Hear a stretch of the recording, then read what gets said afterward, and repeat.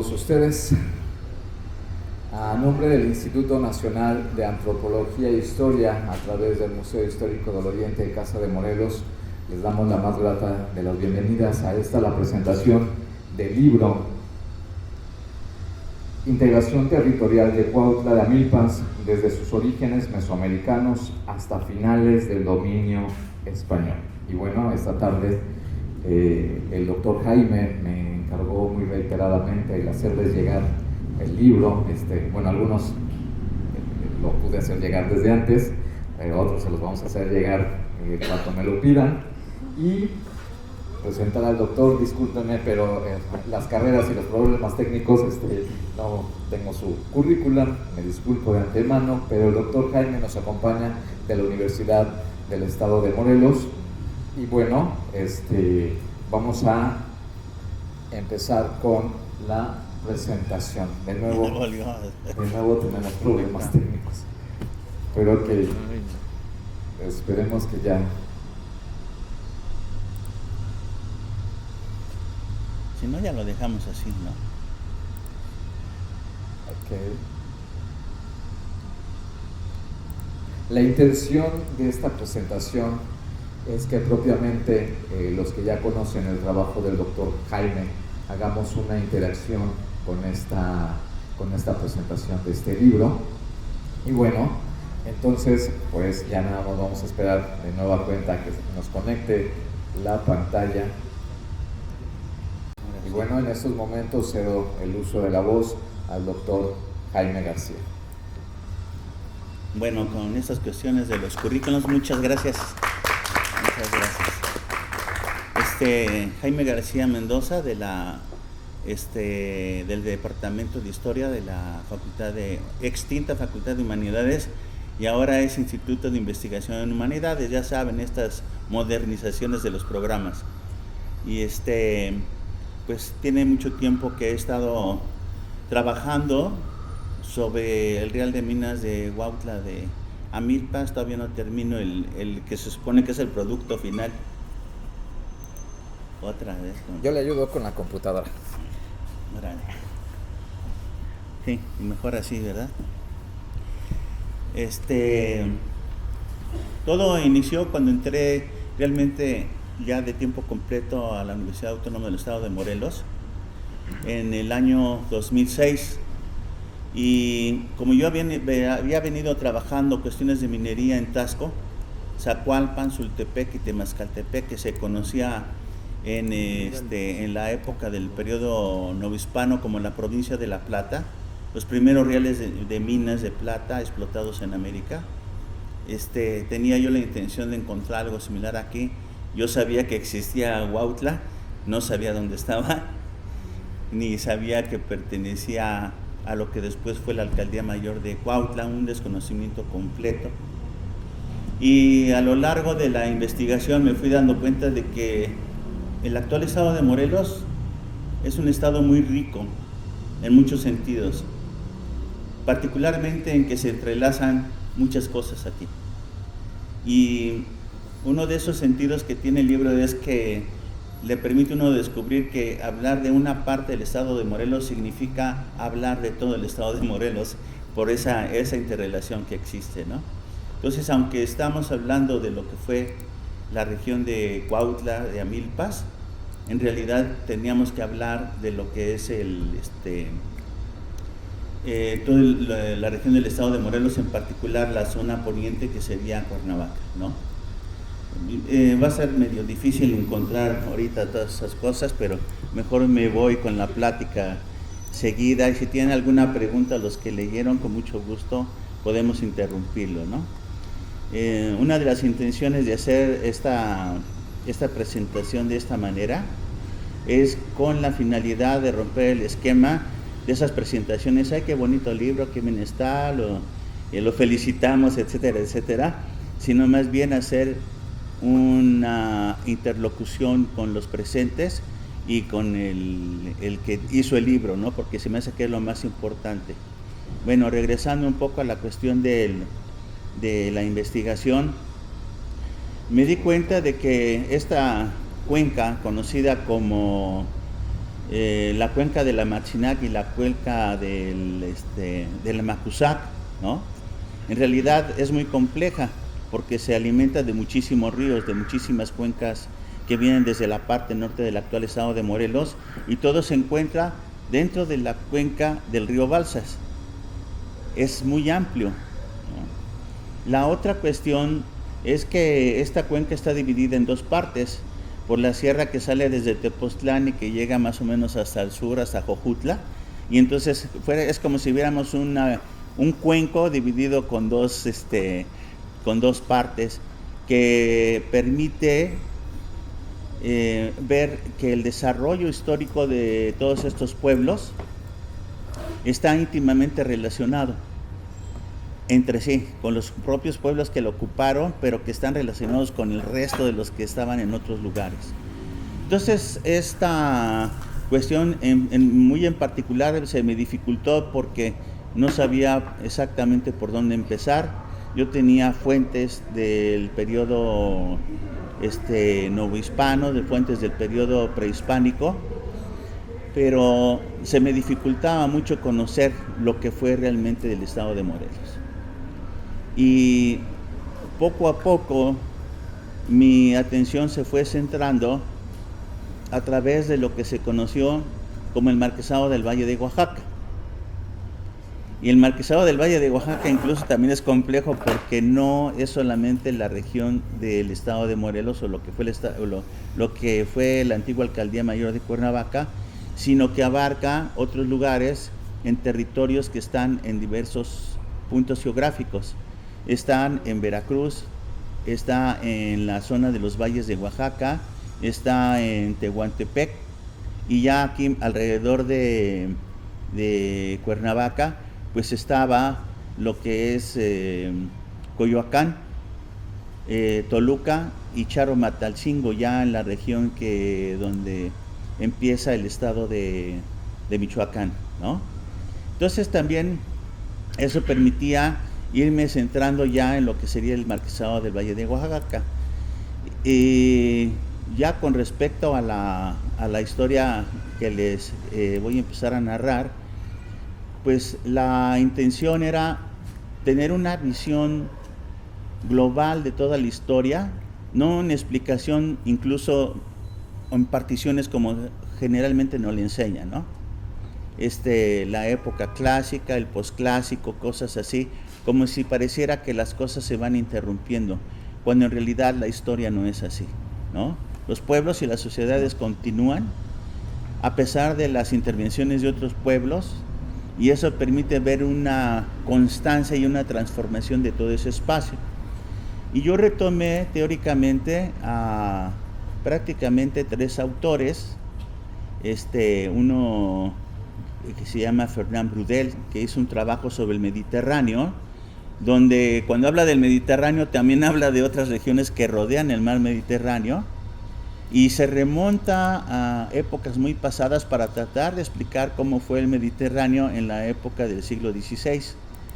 Este trabajo me gustó mucho, y aquí había otro trabajo que se llama Geografía Histórica, hecho por un autor que se llama Peter Gerhard, que también hizo una historia de todos los poblados del periodo novohispano, de todas las alcaldías mayores, incluso en tres textos que se publicaron aquí en México. Y finalmente un autor norteamericano, Julian Stewart, que también tenía esa visión de mostrarnos la historia no solamente de las transformaciones de la sociedad, sino también de las transformaciones del espacio. Es decir, esta visión de que el espacio y la sociedad en realidad es uno solo. Lo que le sucede al espacio tiene que ver muchas veces con las transformaciones que las sociedades creamos al interior. La historia podía remontarse a 33,000 años antes de Cristo, pero por supuesto no hay datos suficientes. Hay una serie de trabajos que podríamos llamar de la prehistoria, de un investigador de Lina Morelos en Cuernavaca, ahorita se me fue su nombre, y este señor, doctor, que trabaja paleontología y ese tipo de cosas. Sí, ahorita nos acordamos. Este autor tiene muchísimos trabajos que me permitieron tener una visión cuando menos de 5,000 años para acá, ¿no? Además de otros autores que han venido trabajando toda esta historia. Y todos esos puntos que ahora vemos como poblados modernos o ciudades modernas, como lo que es la actual Cuernavaca, que en realidad abarca varias cuencas de varias barrancas. Eduardo Corona. ¿Perdón? Eduardo Corona. El doctor Eduardo Corona, sí. Permite revisar que las transformaciones en realidad han logrado la supervivencia de muchos lugares, ¿no? Por ejemplo, Guadalupita sigue estando ahí donde estaba, ¿no? Incluso con el nombre que se le dio después de, ya con la llegada de los españoles. Y estos lugares fueron lugares de asentamientos muy antiguos, ¿no? En el caso, por ejemplo, de Chimalacatlán, Nexpa, lo que sería la zona de, donde están las pirámides de este lado, Chalcatzingo, ¿no? Entonces, estos poblados, Mazatepec, Miacatlán, son lugares que provienen desde antes de la llegada de los olmecas, porque ahí se han encontrado restos de vestigios de poblaciones que estuvieron en ese lugar. ¿Y por qué escogieron estos lugares? Bueno, los escogieron por la enorme riqueza, principalmente generada por las fuentes de agua que tiene toda esta zona. Bueno, ahorita pues nos acaban de dar una muestra de un fruto que nosotros no conocíamos y que es parte de esa riqueza que se generaba en aquellos tiempos. La otra cuestión interesante de todo este asunto es que en estos lugares empezaron a llegar una serie de pueblos, lo que nosotros conocemos como la cultura olmeca. Generalmente la visión que tenemos que la cultura olmeca son esos señores rechonchitos, negros, ¿no? Y no es así. En realidad la cultura olmeca es mucho más amplia, porque en las mismas figurillas que de los distintos lugares encontramos facciones de diferentes tipos de personas, ¿no? Aunque los más destacados, o que de alguna manera el término de olmeca se ha dado a ese grupo en particular, en realidad es un grupo mucho más amplio. Y lo que podemos observar que esa cultura, que se supone, por lo que dicen muchos arqueólogos, proviene de la región de Veracruz, de la región de Tabasco, se expandió hacia la zona del Pacífico. En realidad yo creo que fue al revés. Hay un antropólogo que viajó mucho por la región de Indonesia, Miguel Covarrubias, que él proponía que en realidad el grupo de los llamados olmecas llegaron a la costa de Guerrero, las costas de Michoacán, y desde ahí se fueron extendiendo.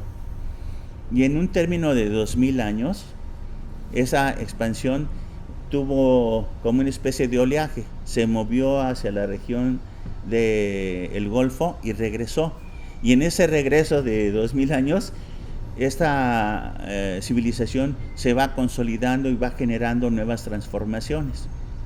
Lo que estamos viendo en el caso, por ejemplo, de el estado de Morelos, hay una cultura que se llama Tlatilco, porque se empezó a estudiar en esa zona, allá en el Estado de México. En esa zona se empezó a hacer el estudio de esta civilización y se pensó que, pues ya sabe cómo son los arqueólogos que le ponen nombres a las cosas, le pusieron cultura Tlatilco. Pero otros investigadores como David Segru, que estuvo estudiando aquí, dijo que no, que en realidad el origen de esa cultura se encontraba en este caso en Morelos. Y entonces, por ejemplo, Chalcatzingo, Chimalacatlán, que no se ha estudiado profundamente, y Nexpa, son lugares primigenios del desarrollo de esta cultura. Y es desde aquí donde se crea esa difusión, cuando menos hacia el Valle de México. Y otra de las cosas que vemos, que se fueron asentando donde otros pobladores más antiguos estuvieron y fueron transformando la propia cultura de esas otras personas y fueron adaptándose a las formas de cultura que tenían anteriormente esas otras personas. Por supuesto que la fueron transformando en el sentido de esta evolución de las antiguas aldeas a una formación de ciudades más avanzadas, más complejas, que dominaban un territorio más amplio a través de pequeñas ciudades, lo que se les llamaría los estados nación, ¿no? Ciudades-estado, es ciudades-estado, que eran pequeños estados territorialmente. Se dominaba ese territorio a través de otras pequeñas ciudades, pero el grupo que dominaba era el de la ciudad principal, ¿no? Y ese es el desarrollo de culturas posteriores. Vemos un avance, una transformación de la cultura importante después en el Valle de México, en la ciudad de Copilco y Cuicuilco. Pero esas ciudades, por cuestiones de cataclismos, como fue la erupción del Xitle y otra ciudad muy importante que estaba del otro lado del volcán Iztaccíhuatl, en la misma época desaparecieron por este tipo de explosiones, y muchos de esos pobladores de esa ciudad que estaba en el estado de Puebla se movieron a Teotihuacán. Incluso muchos arqueólogos piensan que la gente de Cuicuilco también se movió hacia Teotihuacán. Y luego viene como un segundo proceso que de alguna manera se intercala con el desarrollo de la cultura olmeca, que ya viene, vamos a llamarle, en decadencia, o que ya no tiene la misma importancia que va adquiriendo, por ejemplo, Teotihuacán, porque estas ciudades, estado, empiezan a tener su dominio gracias al comercio, y Teotihuacán es una ciudad tan importante que su comercio llegaba hasta Centroamérica y hasta Zacatecas, ¿no? Entonces, este desarrollo permitió que más o menos entre el año 200 y el 400, la relación con los pueblos de esa zona del poniente del actual estado de Morelos, lo que es Chontalhuatlán,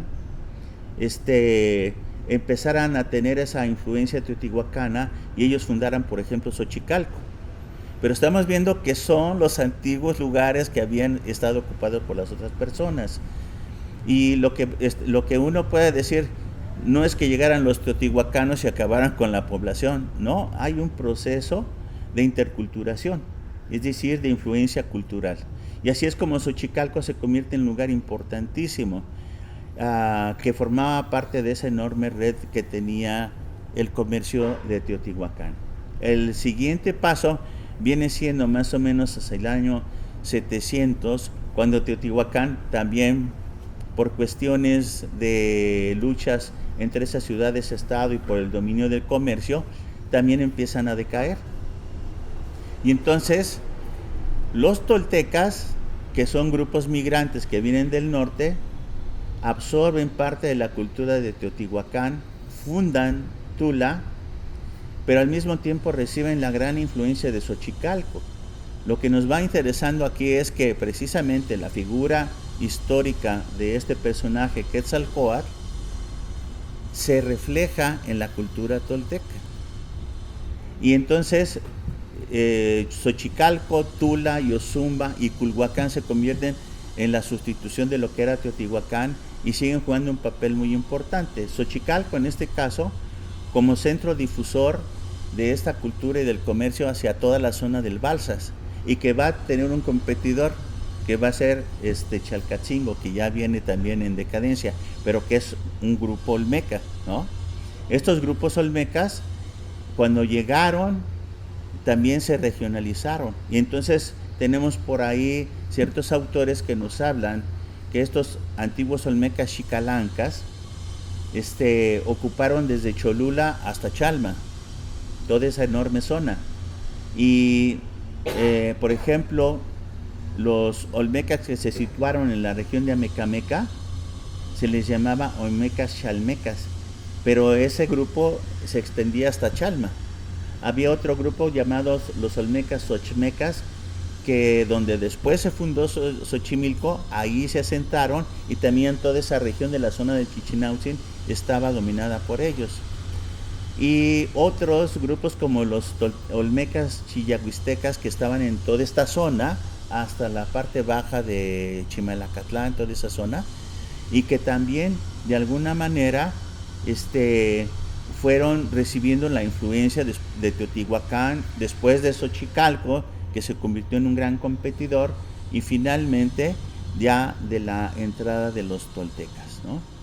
Entonces, siempre lo que vemos que en el estado de Morelos, que es otra de las características que tiene, que los caminos cruzan para todos lados, de norte a sur, de este a oeste, ¿no? Y entonces eso nos permite ver que el actual estado de Morelos tenía una interrelación importante en el comercio, que se va transformando. A la caída de lo que sería Tula, con la entrada también de los llamados grupos nahuatlacas, que coincide, es más o menos, Tula va a tener su apogeo más o menos del año 700 hasta 1050 aproximadamente. En el año 820 y posteriormente van llegando estos grupos que se les conoce como los grupos nahuatlacas, ¿no? Que esos son los verdaderos aztecas, las tribus que salieron de Aztlán, ¿no? O sea, cuando hablamos de los aztecas, son los 8 grupos que salieron de Aztlán, y que en el recorrido de cerca de 300 años para venirse a asentar a los valles de la Cuenca de México, de la región de Tlaxcala, Huejotzingo, de la zona de precisamente de Morelos y de lo que sería el Valle del Lerma, en ese enorme traspaso, ellos van absorbiendo los conocimientos de las culturas anteriores, las de Teotihuacán a través de los toltecas, que es vamos a decir, la influencia más cercana y la que generaliza esta forma que nosotros tenemos muy presente a partir de las fuentes que narran la historia de los mexicas, ¿no? Que va a ser el grupo hegemónico que se va a imponer después. Bueno, ahí en ese traspaso de cerca de 300 años, pues está precisamente la historia de este lugar, ¿no? De todas estas zonas. Interesante porque todos estos pueblos se van a asentar donde se habían asentado los anteriores. ¿Qué pasó con los olmecas? Simplemente reciben a los otros pueblos y se van integrando a estas nuevas formas culturales, con un intercambio cultural en dos sentidos: los que llegan, que imponen su cultura, pero también las costumbres de los que estaban aquí, que se las pasan a los otros pueblos. Y vemos que hay una fuerte influencia étnica del primer grupo que llegó al Valle de México, al sur del Valle de México, que son los Xochimilcas. Y ellos van a entrar toda esa zona, cruzando la Sierra del Chichinauhtzin y situándose desde Tepoztlán hasta la región del estado de Puebla y hacia el sur, ¿no? Hasta la parte, en el caso de Morelos, hasta la parte de, ¿cómo se llama? Ahí se me fue. ¿El sur de Morelos? Sí, de Zacatepec. la forma de la Tlalnáhuac, hacia el sur, sí, se me olvidó. A Xochapan. Ajá, hasta toda esa región. Entonces, eso nos da una visión de que ahí estaban los otros grupos, pero ahora con una nueva influencia de estos grupos que llegaron por miles y se fueron asentando en esos lugares. Una segunda entrada pues es la de los tlahuicas, que como ya vieron ocupada la parte oriental, se situaron en la parte poniente, arrebatándoles, por ejemplo, la zona de Tepoztlán y toda la parte de Yautepec y el centro, hasta la zona de lo que es el actual Estado de México, hacia donde está Taxco, toda esa zona, ¿no? Ahí van a entrar todos los tlahuicas. Cuando los tlahuicas entran, ya Xochicalco ya estaba en plena decadencia y van a ser sustituidos por los pueblos de los llamados tlahuicas. Hay un tercer grupo que es el de los chalcas. Los chalcas llegan igual a la laguna del Valle de México, a la zona sureste.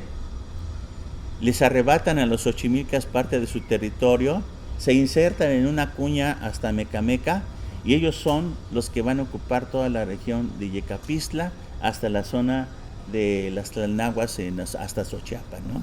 Es decir, si nos damos cuenta, vemos cómo hay una serie de grupos que se van a insertar y que van a ir transformando el lugar. Bueno, esta parte del periodo del llamado periodo mesoamericano va a tener su final con la llegada de estos grupos hegemónicos en el centro del Valle de México. Por un lado los señores de Texcoco, que tienen una lucha con los de Azcapotzalco por el poder hegemónico de la laguna. Se imponen los de Azcapotzalco, dominan a los demás. En ese momento llegan los mexicas y los mexicas se convierten en mercenarios de Azcapotzalco para conquistar ciertos territorios del norte de lo que es el actual estado de Morelos. Y finalmente, en esa lucha por el poder se va a imponer lo que se conoce como la Triple Alianza, el juzgado de los tres señoríos, ¿no? El Escantlatoloyan, como le llamaban, donde está la Ciudad de México Tenochtitlan, la ciudad de Texcoco y la ciudad de Tacuba, que era también tepaneca, como Azcapotzalco, y que en ese sentido van a formar lo que se llama la Triple Alianza, y entonces viene ese proceso de expansión desde el Valle de México sobre estos territorios. Cuando llegan los españoles, lo que van a encontrar es un imperio que está en expansión. No tiene mucho tiempo que han logrado esa hegemonía en el centro de México y han venido conquistando todos esos territorios. Aquí lo importante de ese último periodo es el tipo de organización que se crea en lo que eran los antiguos señoríos.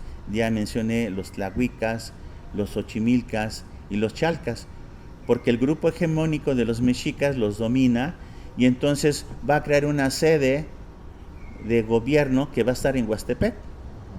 Es el señorío de Huastepec, una guarnición que va a tener el dominio de toda la región, apoyado por otra guarnición de sus grandes enemigos, que eran los chalcas, que estaban en Yecapistla, y Cuauhnáhuac, que era un señorío más autónomo, pero que a través de Huastepec tributaba a México. Y dependiendo del señorío de Xochimilco, estaban los pueblos de Ocuituco, de Tetela, de Hueyapan, que tributaban a través de Xochimilco y formaban parte de este entramado, ¿verdad?, político nuevo que habían impuesto los mexicas. Ese es el momento de la conquista, ¿no? Y como nos damos cuenta, entonces, ¿qué está pasando con esos pueblos? Pues son nuevos pueblos que han vencido a otros o que los han dominado y con los que se han intercambiado sus conceptos culturales. Hay una nueva visión del mundo que se está consolidando cuando viene la entrada de los españoles, ¿no? Y aquí tenemos un problema interesante, porque siempre que hablamos de los españoles llegan y dicen muchas gentes, llegaron los españoles y nos vencieron. No, los españoles no conquistaron todo lo que son los pueblos que estaban en Mesoamérica. Fueron los propios indígenas que se aliaron con los españoles y que ayudaron a la conquista de todos estos territorios. Y lo que va a suceder en el caso de esta región, de estos señoríos que estaban en lo que es el actual estado de Morelos, es eso. Si vemos a un Hernán Cortés que ha sido derrotado, se va a refugiar a Tlaxcala y él crea una idea de cómo llevar a la conquista de la Ciudad de México. Como sabe que está en medio de la laguna, su idea es rodear todos los pueblos de alrededor de la laguna y conquistarla. Y para eso necesita asegurarse toda esa zona que se encuentra entre Tlaxcala y el estado de Veracruz, asegurarse que no quede aislado. Entonces empieza un proceso de conquista todas las guarniciones mexicas de la zona de Huejotzingo y llega hasta Izúcar, y por ahí hay una noticia cuando se habla por primera vez de Ocuituco, que los señores de Ocuituco bajaron y se dieron como vasallos de Cortés, pero parece que se les olvidó, ¿no? Lo hicieron casi como algo de para que no me toques, soy tu aliado, ¿no? Y empieza ese proceso de conquista del norte de la laguna. Cuando se ha consolidado esa parte, los chalcas, que eran enemigos acérrimos de los mexicas, que tuvieron una guerra de cerca de 20 años con los mexicas entre 1460 y 1480, no era muy lejano, decidieron aliarse con Cortés. Y entonces ellos le piden a Cortés que venga, que los apoye y que destruya las dos guarniciones, la de Huastepec y la de Yecapistla. Y entonces es como viene primero Gonzalo de Sandoval, y en una primera expedición llega, conquista Huastepec, e inmediatamente se va a conquistar Yecapistla y se regresa y le menciona a Cortés que este lugar es riquísimo en muchos sentidos. Y entonces Cortés viene con una expedición más grande, la de Gonzalo de Sandoval, son aproximadamente 20,000 personas, cuando la de Cortés son cerca de 45,000 personas, ¿no? Y uno se pregunta, bueno, si Cortés tenía un ejército de 2,000 gentes, ¿de dónde salieron los otros 20 y tantos, no? Bueno, pues son los pueblos huejotzingas, texcocanos y de otros pueblos que acababan de conquistar, que salían con Cortés y vienen a la conquista y tienen un enfrentamiento muy fuerte en Tlayacapan, ¿no? De hecho, pasaron hasta el segundo día que inadvertidamente los de Tlayacapan dejaron ver que ellos estaban peleando en un peñón, pero sus pueblos estaban en otro peñón. Y entonces se dan cuenta los españoles, suben al otro peñón donde estaba refugiada la población indígena, la someten y se someten los de Tlayacapan, ¿no? Y de ahí permite ya el acceso hacia el interior de lo que va a ser el resto de lo que es Morelos. No solamente pasó con la conquista de Cuauhnáhuac, que eso fue prácticamente en 2 días, que le permitió a Hernán Cortés el dominio completo ya de la laguna, de cerrar el círculo y de dejar aislado a la Ciudad de México, sino que Cuauhtémoc, que su madre era originaria de Izcatiopan, había buscado la forma de tener alianzas, y todos estos pueblos que van desde la región de sur de Tasco hasta la región de poniente del actual estado de México, se unen y salen en 2 brazos a luchar para agarrar por las espaldas a los españoles. Y es precisamente el señorío o los señores de Cuernavaca los que le dan aviso a Cortés, y entonces participan en la conquista de ahora de esos pueblos, aliados ya con Cortés, ¿no?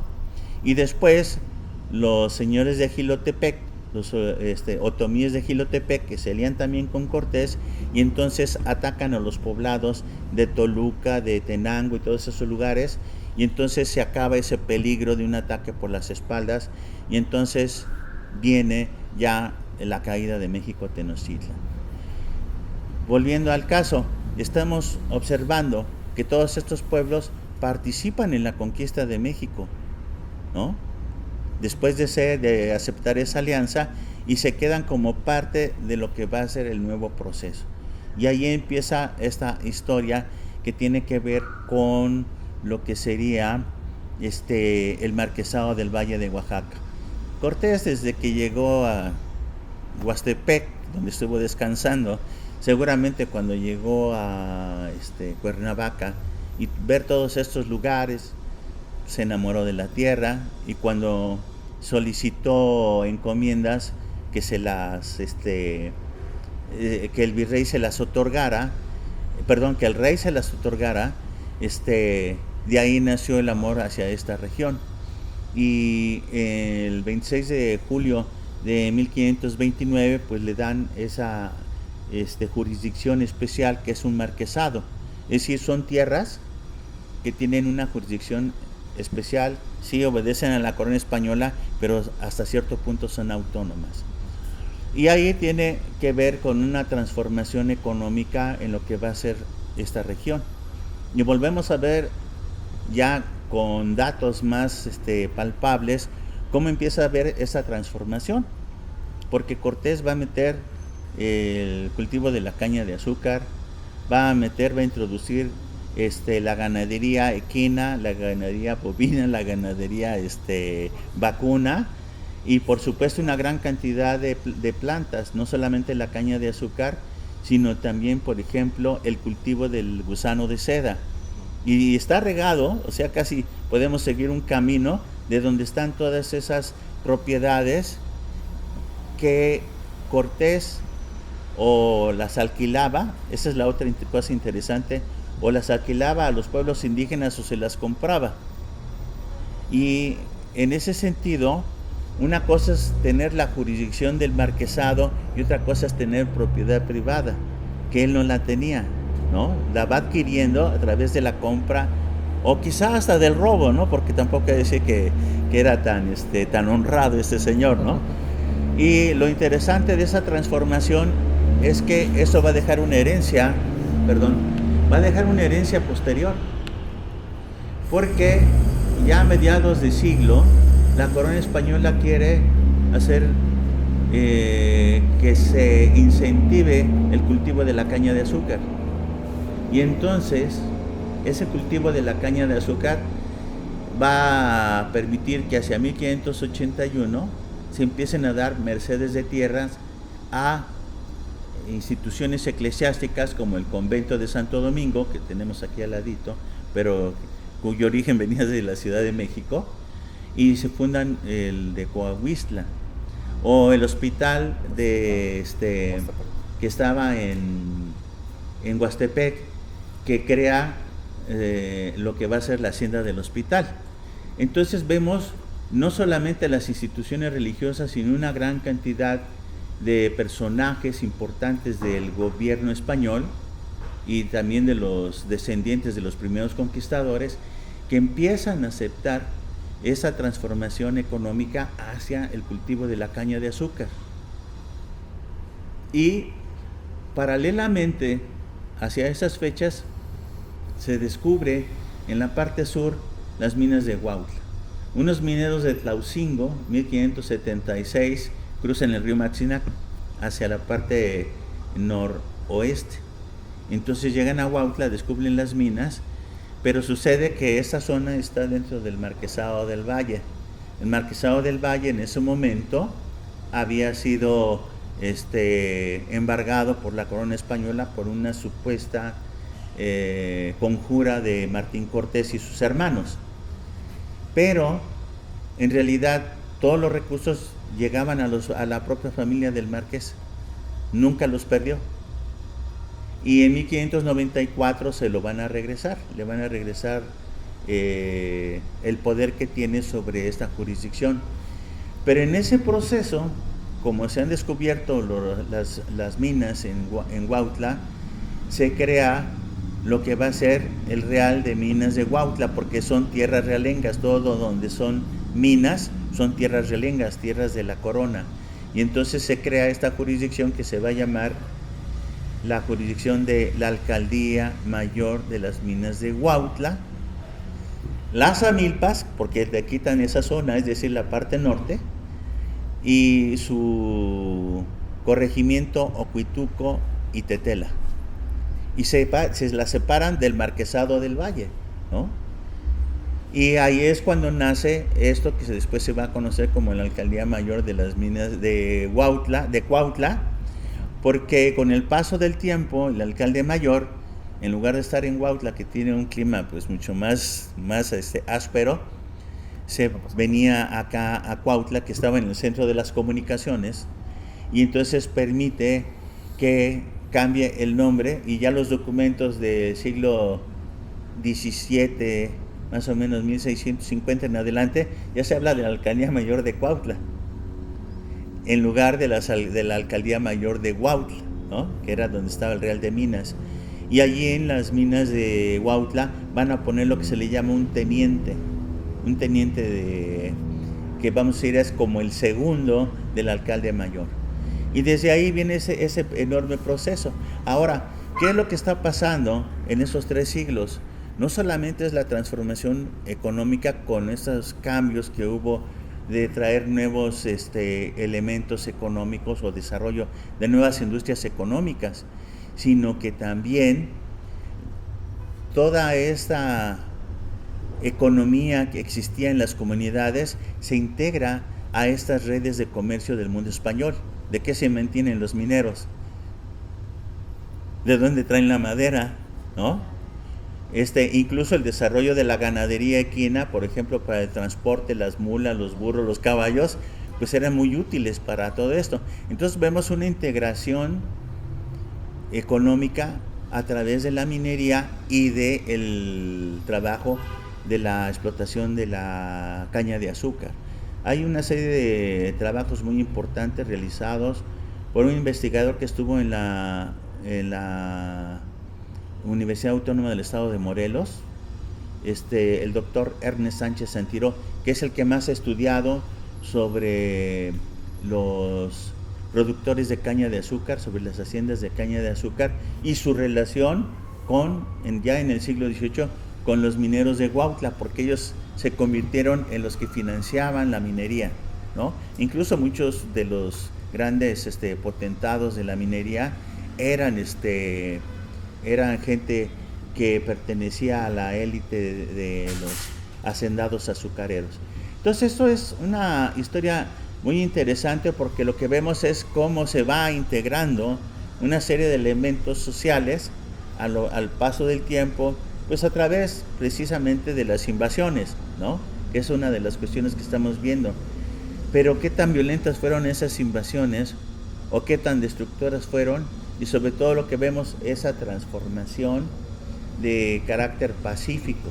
La otra parte importante de estas transformaciones tiene que ver con la cuestión religioso-cultural. Yo traía por ahí unas imágenes para mostrarles cómo el esquema de la cosmogonía mesoamericana en la que basaban la fundación de sus pueblos es sustituida por un modelo de la cosmogonía cristiana generada por un franciscano del siglo II en Europa. Voy a poner el ejemplo, espero que me pueda hacer entender. Es más o menos como este rectángulo. Ese rectángulo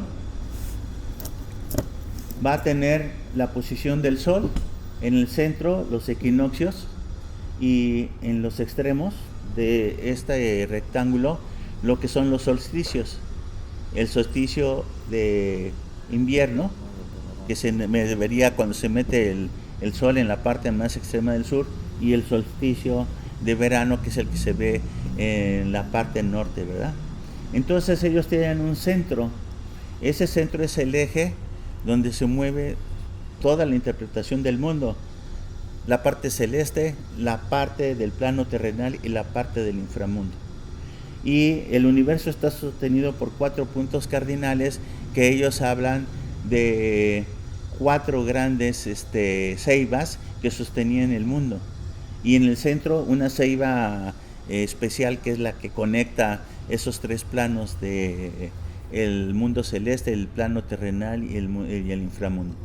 Bueno, esta visión que explicaba todo el funcionamiento, no solamente de la vida religiosa, sino de la vida económica, porque aquí está todo. Ustedes van a Xochicalco y desde Xochicalco van a ver la salida del sol en cierta época en el volcán, y luego lo van a ver en otro lado.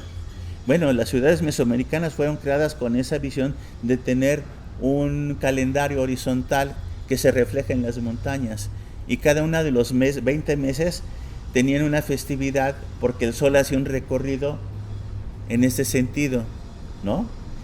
A lo largo del año, y eso era lo que les permitía tener esas fechas en que hay que iniciar las cosechas, o bueno, la siembra, y la época en que se cosecha, ¿no? En la época en que se le da descanso a la tierra. Cuando llegan los franciscanos, que este grupo que llegó era un grupo muy especial porque había recibido una educación especial.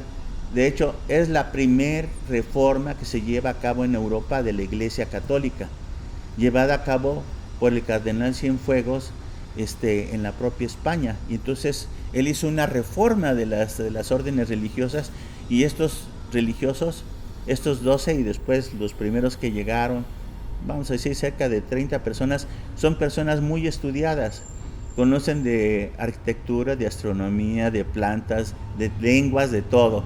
Y entonces cuando llegan aquí, su enorme curiosidad los lleva a notar cómo estos señores tenían esa concepción del mundo.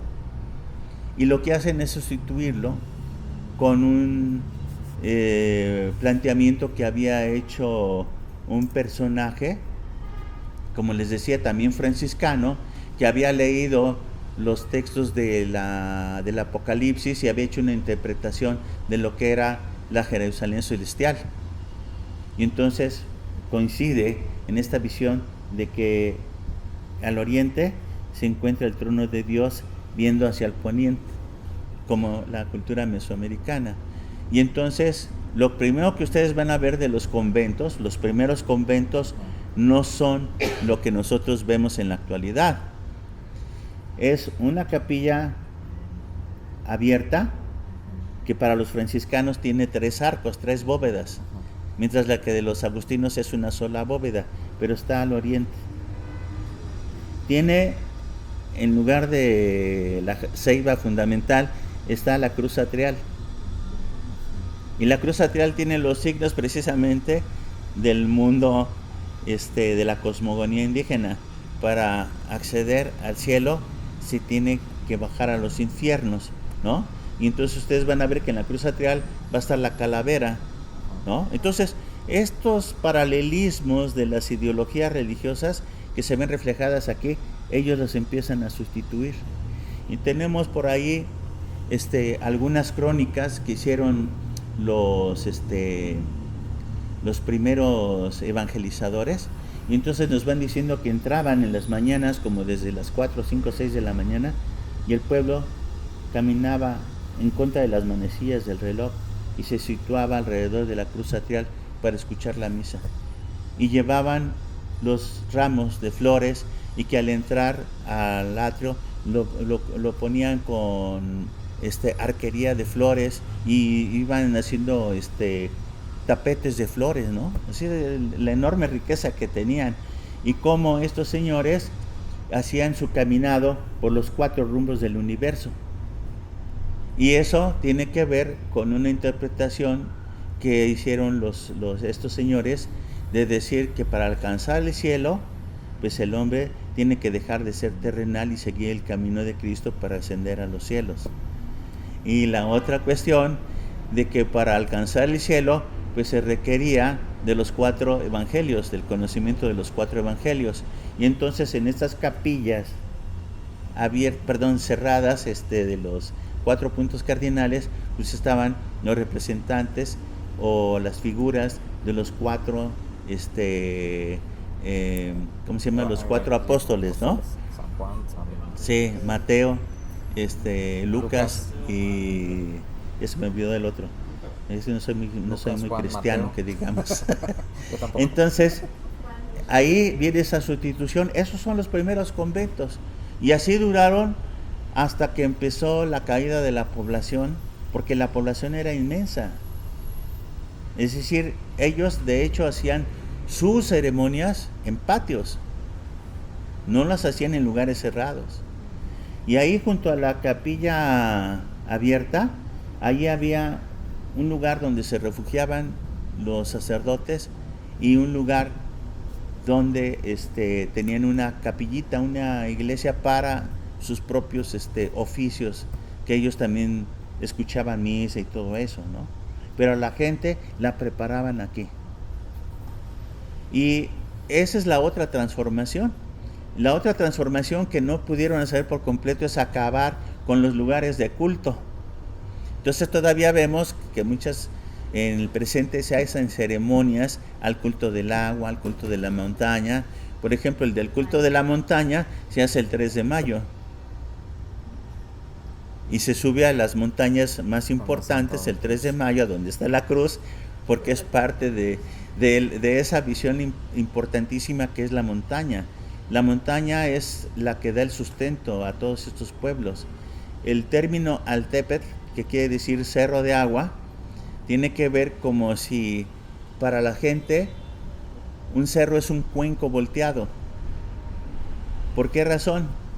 Pues porque en las montañas los escurrimientos generalmente van dejando las fuentes en la base de la montaña, de donde ellos obtienen la riqueza del agua, ¿no? Chalcatzingo, claro que con otra serie de simbología nos está expresando eso, ¿no? Entonces lo que vemos es una transformación también de carácter religioso, pero que no pudieron transformarla por completo, porque muchas de las ceremonias actuales pues son parte de todos aquellos, vamos a decir, rituales que hacían en el pasado y que nosotros los hemos absorbido hasta el presente. Esta visión que les estoy dando, que es una visión en una hora de 33 y tantos mil años, es muy interesante desde el punto de vista de que en realidad hay una transformación por las sociedades que fueron entrando, fueron transformando y a las cuales nos fuimos adaptando hasta el presente, ¿no? Y ahí está, esos rezagos de esas culturas antiguas todavía ahí están, ¿no? Bueno, pues de eso trata el libro y como les dije, el libro es gratuito, ya se lo pasé a Uriel y que lo pueda compartir con todos ustedes para que pues hagan las críticas que ustedes deseen, porque de eso se nutre uno, ¿no?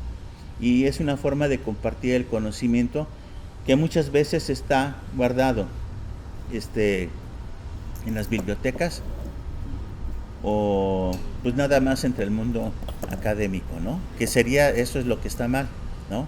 Ahorita estamos llevando precisamente con Rafael, con Carmen, estamos llevando y otros compañeros estamos llevando a cabo un proceso de rescate de la memoria de los egresados de la licenciatura en Historia.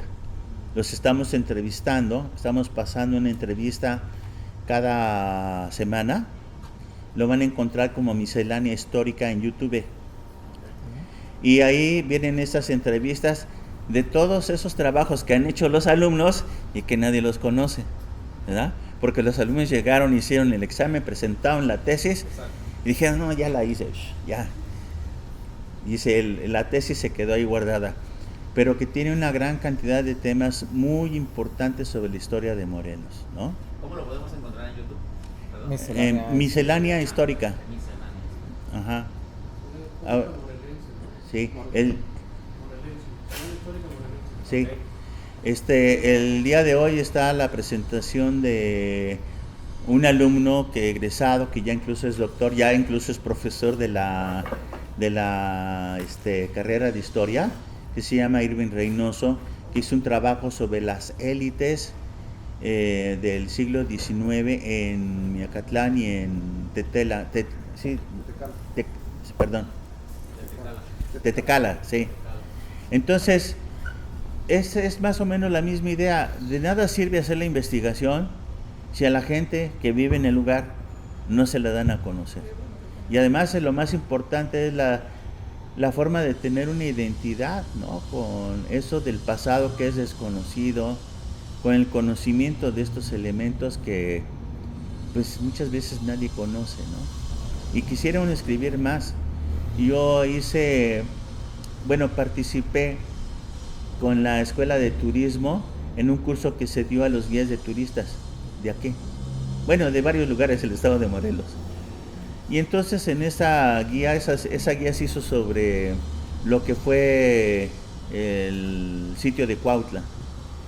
Y platiqué con el administrador de la ex hacienda de Buenavista. Y entonces me voy encontrando con la sorpresa de que exactamente allí en ese lugar estaba el centro ceremonial de lo que es Cuautla, ¿no? O sea, incluso para nosotros hay muchas cosas que son desconocidas y que no se dan a conocer, que a nosotros nos gustaría investigar y motivar también a nuestros alumnos para que conozcan. Y por supuesto compartirlo con la población local, porque pues de eso se trata, ¿no? Escribir para las academias, pues nada más me van a leer los académicos, pero no me van a leer la gente que realmente le importaría la historia del lugar. Pues muchísimas gracias.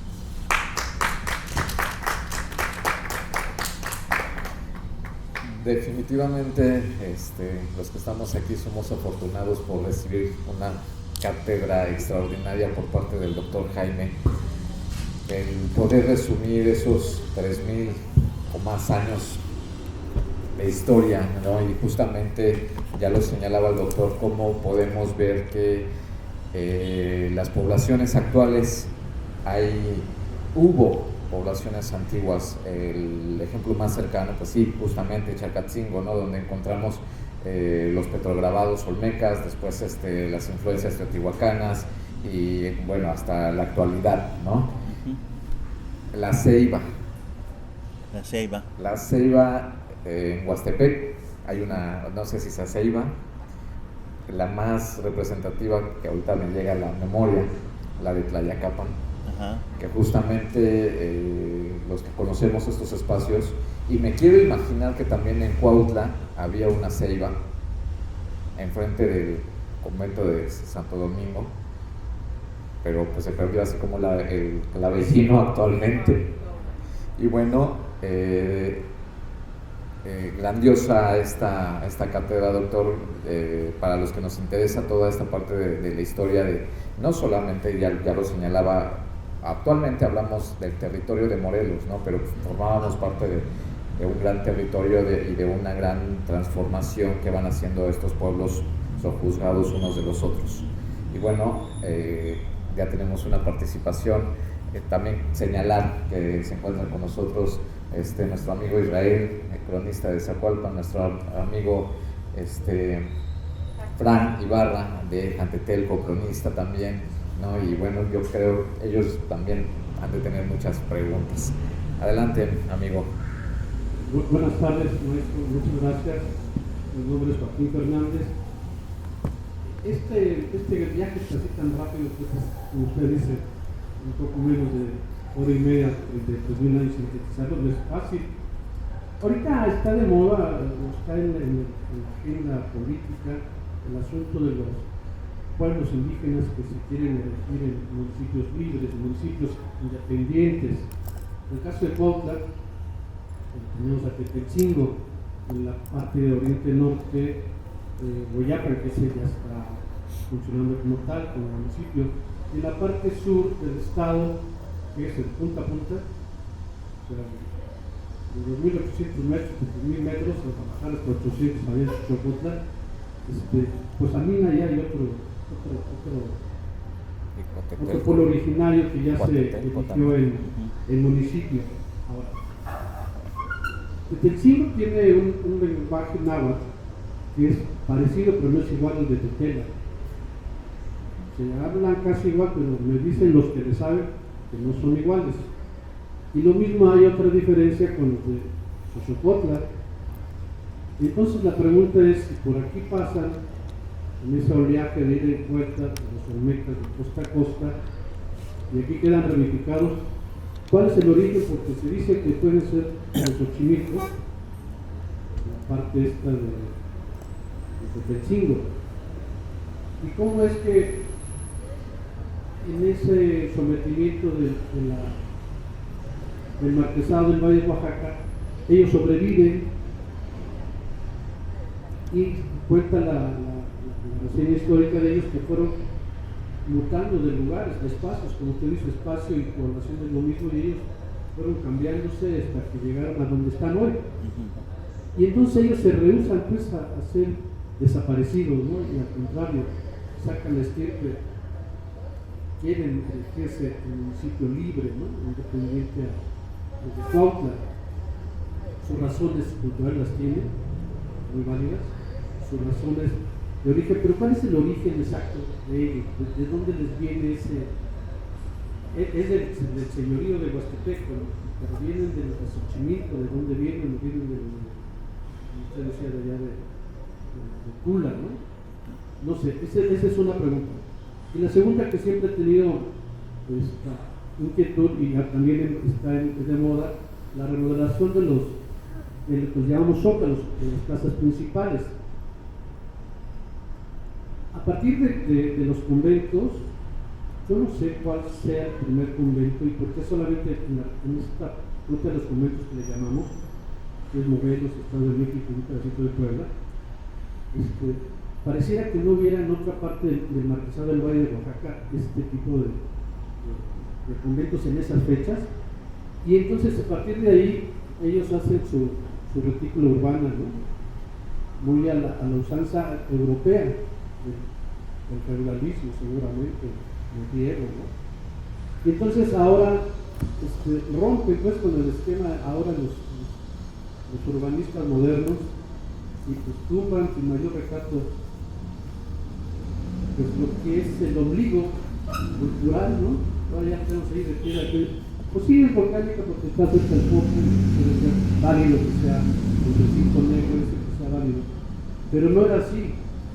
Entonces eso que dice Uriel, que estaba la ceiba ahí, pues por ahí hubiéramos empezado respetando eso que hicieron ellos, ¿no? Y por algo lo hicieron los franciscanos. No sé si hicieran arquitectos o no sé de dónde les vino, si nos pudiera dar luz sobre eso, cómo fue el primer convento en esta región y de qué manera lo hicieron, ¿no? Y ahí están perdurando, ahí están ellos, ¿no? Muchas gracias y lo felicito y le agradezco mucho haber aprendido el día de hoy de parte de ustedes. Muchas gracias. Muchas gracias. Con respecto a Tetelcingo, sí, su origen es Xochimilca. Digo, ahí en esos lugares seguramente hubo otros pueblos, pero ya históricamente a través, por ejemplo, de la matrícula de tributos, sabemos, hoy se me fue el nombre del otro documento, sabemos que está Tetelcingo y es parte de sus pueblos originarios de Xochimilco, ¿no? Que se asentaban en este lugar por la cantidad de agua que había, que incluso el término amilpas tiene dos sentidos, ¿no? Uno, amilpas, literal, que significa donde están las milpas de agua, ¿no? O sea, la cantidad de agua que hacían esto, porque incluso llegaban a inundar los territorios, los terrenos, y hacían chinampas, como en Xochimilco, ¿no? Que es parte de esa esencia cultural. El otro vocablo que tiene que ver con las amilpas, refiriéndose al sur, a la parte sur desde el punto de vista de la orientación geográfica, que también se le conocía como Tonayan, la tierra caliente, ¿no? Entonces, muchas veces hay confusión con esta terminología de los topónimos, ¿no? Pero en este sentido, Tetelcingo, el lugar de la piedra preciosa, o de la piedra sagrada, tiene que ver con los grupos xochimilcas. La segunda pregunta de cuáles son los primeros conventos, las referencias que se tienen, que no son muy claras, es que más o menos 1525 se crea lo que les mencioné del esquema de las capillas abiertas y posas en Cuernavaca por parte de los franciscanos, pero ahí se habían equivocado porque ellos las pusieron así al sur, lo mismo que en Tlaquiltenango. O sea, quiere decir que esos fue los primeros conventos que ellos hicieron. Tlaquiltenango, que muchos lo tienen registrados hasta 1540. Yo, mi punto de vista es que son de esa época, porque hacen una corrección los franciscanos y entonces ven la orientación correcta del mundo indígena y orientan todo. De ahí vamos a todos los otros lugares y vamos a encontrar esta orientación. Al oriente, el convento, y al poniente, el atrio, ¿no? De donde estaban las capillas abiertas. Y los primeros conventos son lo que le comenté, no es realmente un convento o un monasterio como lo veríamos en el sentido de las edificaciones que se hicieron a partir de 1550. A partir de 1550 se empiezan a hacer esas grandes edificaciones con lo que va a sostener las cúpulas de cañón, que esas son muy posteriores, incluso son techos a dos aguas de madera. Y no existen las torres de los campanarios, no existen hasta más o menos principios del siglo XVIII. Y tampoco existen las cúpulas, que también son muy posteriores. Es decir, son techados de madera a dos aguas, todos. Quizá los más antiguos, como sería el convento franciscano de la Ciudad de México, que ya no existe, la iglesia de San José, que estaba anexa al convento de San Francisco, Huejotzingo, el convento de Huejotzingo, y el convento de Tlaxcala. El de Tlaxcala no, porque ese era igual de dos aguas, como se hizo. pero no tenían este sistema de las cúpulas de las bóvedas de cañón y las cúpulas, ¿no? Entonces eso es muy posterior. Con respecto a la cosmogonía indígena, cuando uno revisa la cosmogonía indígena, ahí está la cuadrícula, porque es un cuadrado alrededor de lo que se crean las poblaciones. No es europeo. En Europa viven en un menjurje de calles, porque son formas de protección. Es decir, las ciudades planeadas en Europa son muy posteriores. Lo único que se planeó en Europa antes de la fundación de estas ciudades, que son realmente de origen desde la época romana hasta la época medieval, son los campamentos romanos, y de ahí se han agarrado los arquitectos. Pero físicamente, cuando uno va a Europa, es un menjurje de calles que están situadas alrededor de una fortificación. La fortificación es muy pequeña, generalmente sobre un cerro, porque es un sistema defensivo, y las calles entre más angostas sean mejor, porque no permiten que entren los grandes escuadrones, ¿no? Y luego a veces son dobles murallas o triples murallas. Está la fortificación, que es muy chiquita, gentes que se van a proteger alrededor del castillo y forman otra muralla, y a veces hasta 3 murallas, ¿no? No existe esa planificación. Las ciudades más planificadas en el sentido de cuadrícula las va a encontrar en Asia, en China, y las va a encontrar en el mundo del Islam, en algunas ciudades de la región de lo que fue Mesopotamia, ¿no? Pero en ese sentido, realmente la modernidad es desde México, Tenochtitlan para adelante.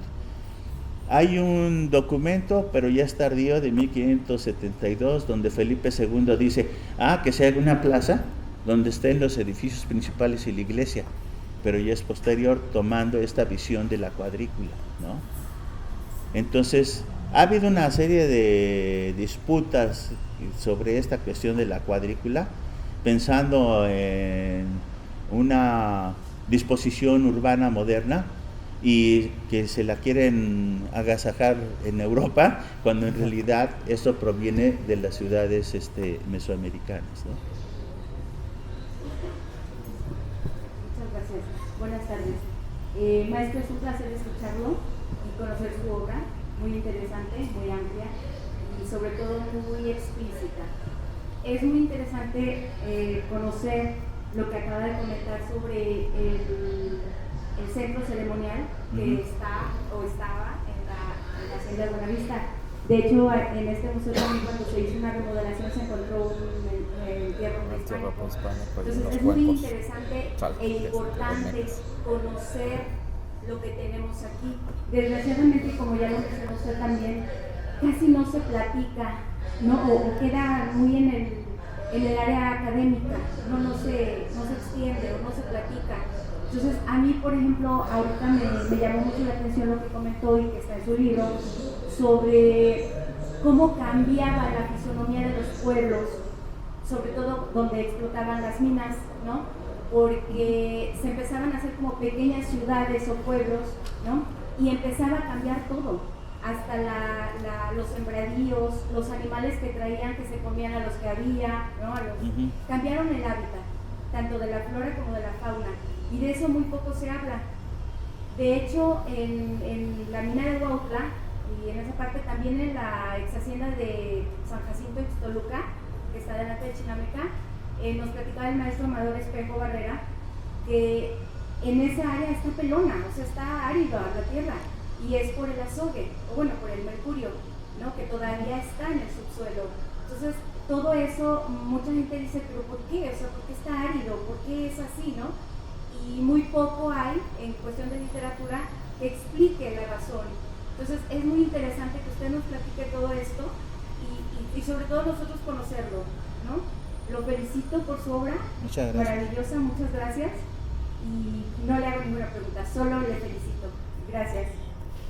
Muy amable, muchas gracias. Que sé que ya me están leyendo. Bueno, igual yo me uno a las felicitaciones.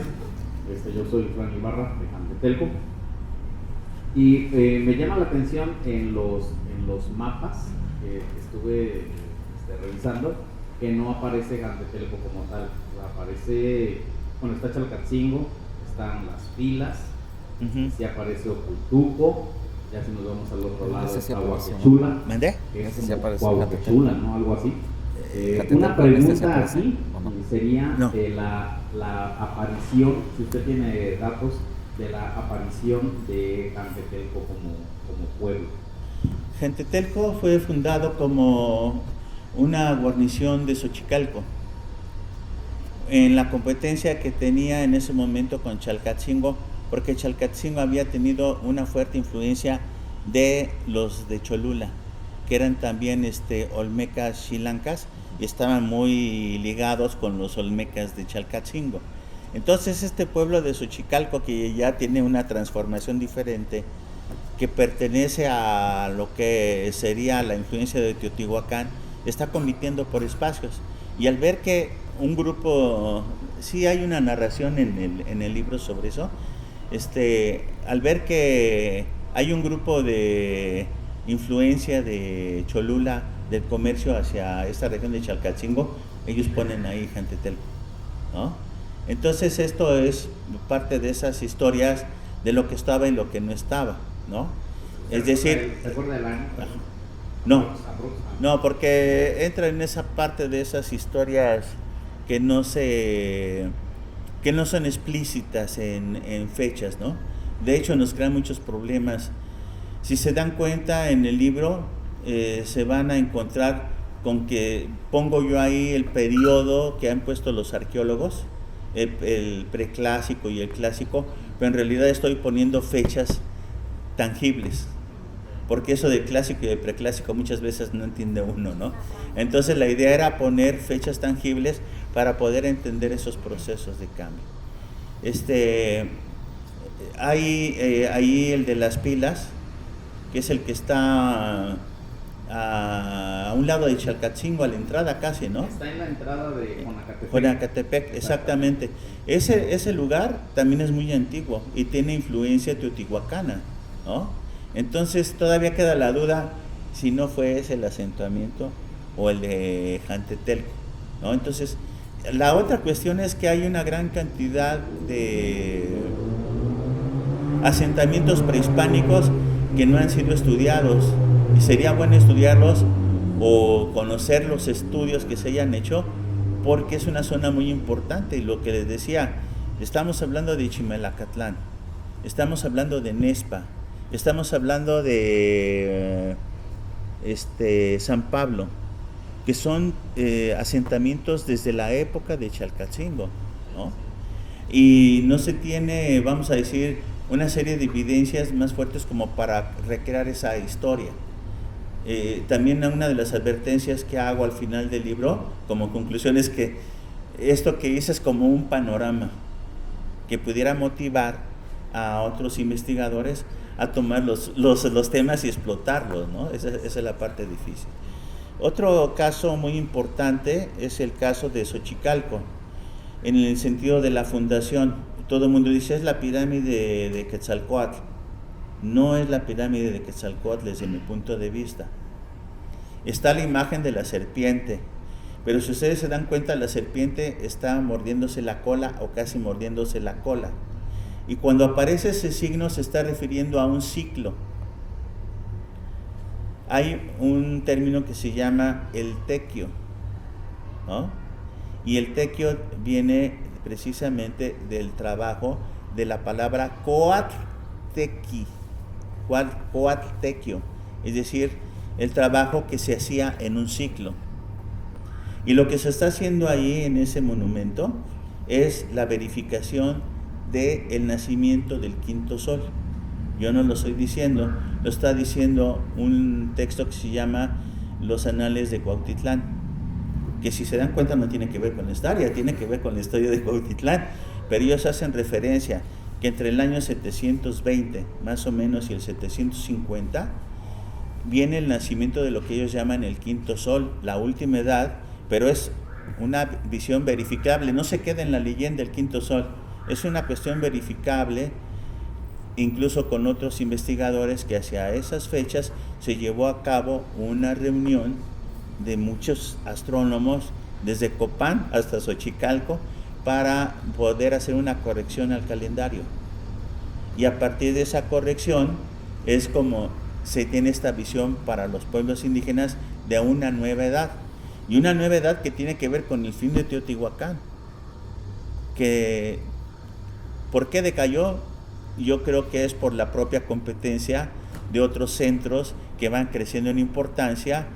Y lo que estamos viendo, por ejemplo, ahorita en la realidad económica del mundo, los Estados Unidos de América ya no son lo que fueron hace 50 años, ¿no?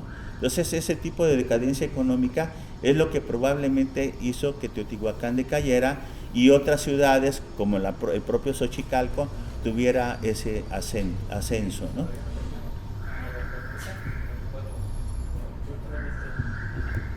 Bueno, hacer un comentario con lo que menciona de las torres, los campanarios en las iglesias, porque en Jantetelco, precisamente a principios del 18, 1713, está esa fecha grabada. Pues quiero pensar que fue como la terminación del templo, ¿no? Más bien de la torre. Sí, exactamente. Al final está grabado en la parte del frente, pero pues quiero pensar que fue en ese tiempo donde terminaron lo de la torre. Este tipo de edificaciones las hicieron como siempre se hicieron a través del propio sistema, que acabo de decir, el tequio. El tributo se hacía en dos partes. Uno, que se tragaban productos en especie, maíz, gallinas, huevos, etcétera, y la otra parte era con trabajo. Entonces la gente tenía la obligación de ir a hacer el trabajo colectivo. Y así como se hicieron los grandes templos prehispánicos, igual la gente acudía a hacer obra para ir levantando los templos. Así que no es una construcción inmediata de un día para otro, ¿no? Son raros los conventos que fueron creados de esa manera. Esto realmente es una historia de largo plazo. Yo creo que cuando menos 50 años para edificar toda esa construcción. Sí, y bueno, y un comentario, porque en el libro pues se habla del paisaje cultural y de las transformaciones, usted ya lo mencionó al principio, de cómo pues está un pueblo y viene otro y trae su cultura y bueno, se viene mezclando. Algo al principio, pues yo quise traer estas comarrosas, que a la mayoría le tocaron, pero es como en mi pueblo, la parte sur, vamos a pensar en un Jantetelco de 2 cuadras y llegas hacia el centro, donde está la iglesia. Entonces, una cuadra hacia el sur, lo que serían 4 cuadras, es una zona de huertas propiamente, demasiados árboles, pues mucha fruta, mameyes, caquinicuiles, zapotes, cafetos, demasiada producción de café en Jantetelco. Estoy hablando de hace, pues todavía 30 años, se puede decir. Mi mamá me habla de la introducción de la luz eléctrica, pues debe de haber sido por ahí del 64, tal vez. Mi mamá nace en el 54. Entonces es ver también cómo, lo que usted explica en el libro, pues cómo se viene transformando, ¿no? Cómo al final los habitantes vienen haciendo toda una transformación del paisaje, precisamente de a dónde llegamos a habitar. Bueno, ahí como comentario, ahora ya está muy cambiado.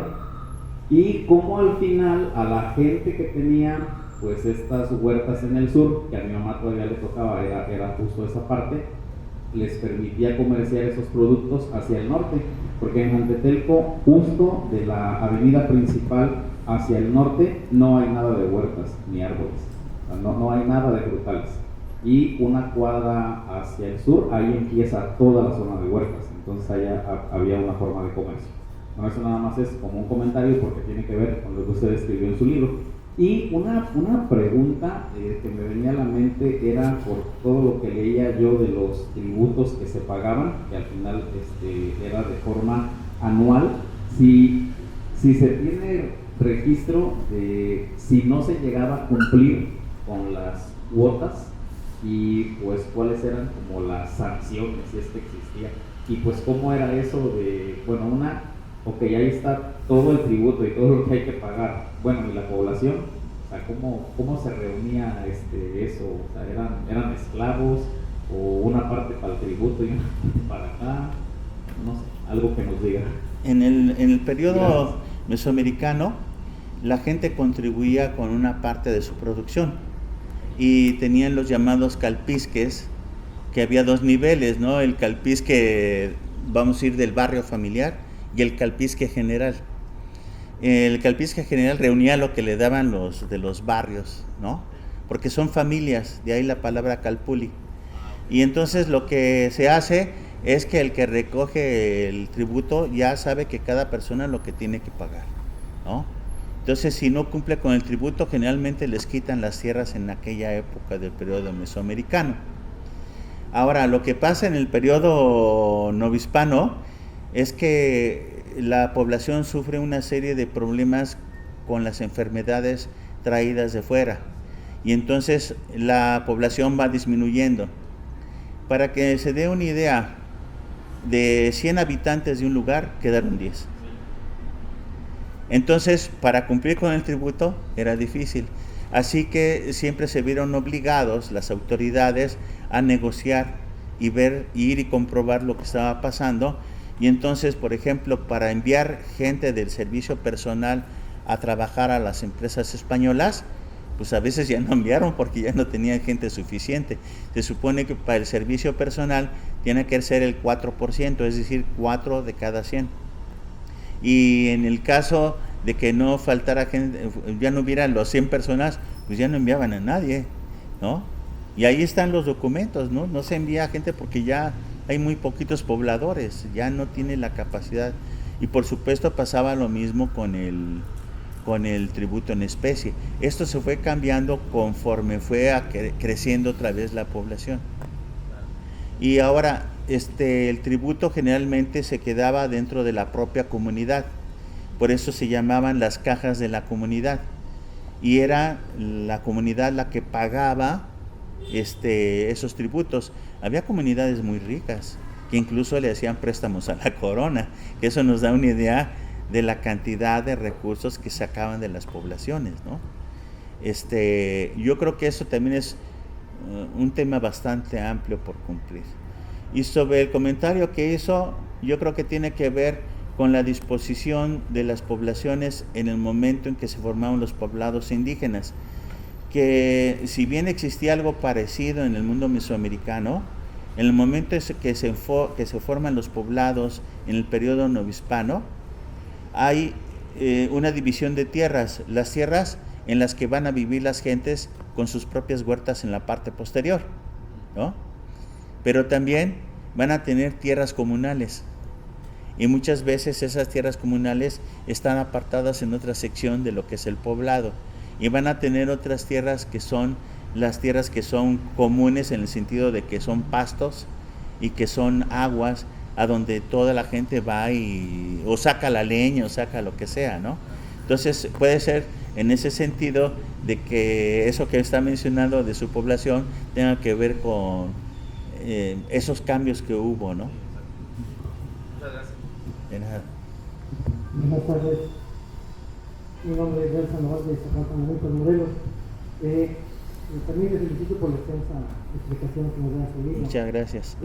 Pero también hay algo que yo leí en donde nos dice que en 1247 se asenta la quinta tribu Nahuatlaca en Zacualpan, Tamaulipas. ¿Esto por qué? Porque se estaban conquistando el país, hacia lo que usted lo dijo, ¿no? Tehuastepec, mencionan a Chalco, así como van llegando a Zacualpan. Y Hernán Cortés manda a Sandoval a Zacualpan, a conquistar Zacualpan. No, a Yecapistla. A Yecapistla. Ajá. Bueno, y ahí a Zacualpan por ahí hay un señor me compartió algo de allá, que tiene una foto del español en dibujo, ¿no? Ajá. De Sandoval, que estaba ahí en Zacualpan, que también fueron a conquistar. Bueno, eso es lo que me dijeron. Claro, ahorita tengo esa duda, creo que... Mire, hay esto que llega Francisco de Solís y Rebolledo a Zacualpan de Milpas, donde le compran la extensión a Huachichimí, en ese tiempo era el Tlatoani, de esas tierras, que comprendían Zacualpan, Temoac, Amilcingo y Huazulco. Tlacotepec, a Tlacotepec tengo el dato que lo conquistó Iztacual, fue el último que conquistó a Tlacotepec. Yo no me explico que tan cerca que estaba Zacualpan y Tlacotepec y que ahora son municipios, en ese tiempo estaban divididos, digamos, y ordenados por diferentes. Bueno, ahí había que ver primero las fuentes de donde sacó esa información, ¿no? Y para verificar. Pero lo que podemos ver es que en el periodo de la dominación mexica de todas estas zonas, sucede que también hay otros señoríos que habían hecho conquistas anteriores, como Texcoco, y entonces, o los de Azcapotzalco. Entonces, a pesar de que un territorio pueda pertenecer la mayor parte de eso al último conquistador, se respetaban las de los aliados que estaban al interior. Entonces, no tributaban directamente a estas personas, sino que se apartaban esos tributos para dárselos al conquistador, llamémosle originario, ¿no?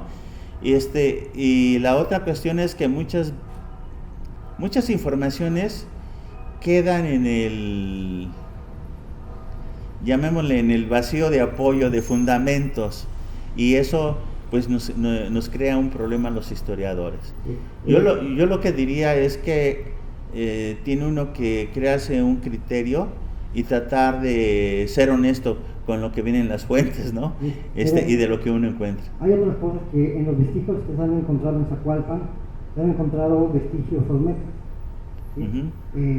Vestigios olmecas, y es lo que la cultura olmeca, lo que nos deja en Zacualpan es el trueque. Ese era un paso de Veracruz a Tlatelolco, al mercado de Tlatelolco, y es el que nos deja el trueque en Zacualpan de Milpas, Morelos, ¿sí? Ahorita tengo la dicha y la fortuna de estar en el archivo parroquial. Estoy analizando el primer documento que está ahí, en 1577, y ahí ya empieza la selección de la población. Este es español, este es indio, ese es huérfano, ¿no? Entonces, por ejemplo, a mí sí me gustaría que me apoyara, si así es, en cuestión de los orígenes de Zacualpan, más que nada para cómo fundamentarse bien en lo que uno puede decir, ¿no? ¿Por qué? Porque no hay tanto, o sea, no hay tanto en Zacualpan. En cuestión de, pues ya de que vienen los agustinos, de que en 1575 inician el convento, pues todos lo sabemos. Hay también algo que usted dijo muy cierto, las enfermedades. El registro, allá lo estamos viendo, y sí, es a veces decimos, ¿cómo es la enfermedad tanta gente, no? Pero exactamente, llevaban un control muy exacto de sus enfermedades, de los nacimientos, pero eso era los agustinos, ¿no? Para 1910, 1940, me encontré por ahí en el archivo municipal una especie de inventario, en donde lo que se podría encontrar en Zacualpan, antes se le llamó la Gran Huerta. Estuve viendo ahí y productos que ahorita ya ni los conocemos en Zacualpan, ¿eh? La nuez de Castilla, el zapote blanco, el zapote negro, había cerca de variedades, como unas 40 variedades de frutas en Zacualpan, pero ya se perdieron. Entonces, por ejemplo, eso sí ya está fundamentado, porque tengo yo el documento. Pero a lo que voy yo aquí, nada más que sí me apoyo en cuestión de lo prehispánico, ¿no? Porque no hay tanto fundamento como usted me lo dice ahorita, pero se tiene la investigación, no sé si se podría, nada más. Bueno, ahí tiene uno que revisar todos esos, vamos a llamarle registros, todas las piezas, ¿no? Incluso verificar los asentamientos y tratar de encontrar los parecidos de los tipos de esculturas o de los tipos de monumentos con las otras civilizaciones del periodo mesoamericano para tratar de ir datando eso, ¿no? Entonces tiene uno que recurrir a los trabajos arqueológicos que se han hecho. Hay una fuente importante de los trabajos que ha hecho el INAH, no sé hasta dónde llegan ni qué tan extensos estén, pero la colección más completa que yo he visto de la producción del INAH se encuentra en la biblioteca de Tepoztlán, del convento. No sé si todavía esté ahí. Y en esa colección es probable que se encuentren muchos de estos estudios que hicieron las gentes del INAH y que le pueden ayudar a buscar esas referencias del pasado. Porque exactamente lo que estamos platicando aquí, ¿cuántos arqueólogos hicieron los estudios y están por ahí escondidos, ¿no? Entonces, en este caso, el cronista o el historiador tiene que ir y buscar las fuentes para tratar de corroborar lo que tienen objetos o hacer la reconstrucción de la historia, ¿no? Sí, yo acudí apenas al Templo Mayor y bueno, hice una pregunta a un arqueólogo, no estaba la persona indicada que buscaba yo, y lo que dice usted es muy cierto, es que la zona se dice que de acuerdo a quienes habitaron, de acuerdo a los vestigios que se encuentran en esa zona. Se pueden encontrar varios vestigios de 2 o 3 civilizaciones, pero al final de cuentas va a predominar una, y esa es la que se asentó. Bueno, no sé si... Sí, así es. Gracias. Muchas gracias a Y usted. felicidades. Gracias.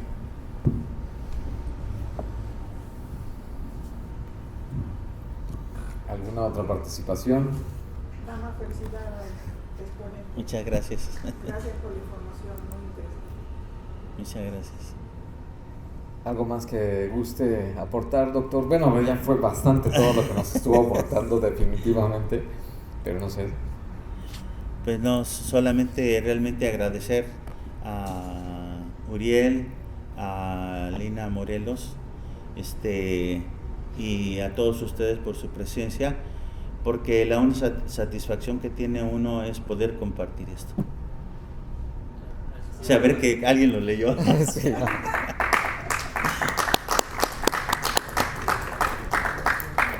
Agradecerles mucho su atención esta tarde, doctor. Agradecerle mucho, las cuestiones técnicas nos ganaron, pero bueno,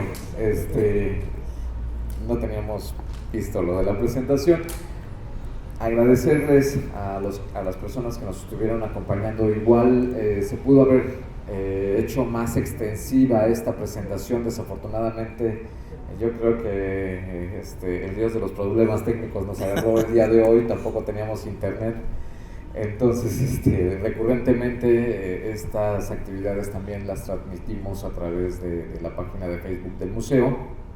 Pero bueno, agradecerles infinitamente su presencia e invitarles para el día de mañana. Vamos a tener una proyección de documental, una idea que viaja en ferrocarril, un documental de Lina, y que bueno, adelantarles un poquito, muchas de las escenas estuvieron grabadas justo aquí en Cuautla, ¿no? Y bueno, nos va a acompañar el día de mañana el antropólogo Víctor Hugo Valencia Valera, el doctor Carlos Barreto Zamudio, también nos acompaña Jesús Zabaleta y la directora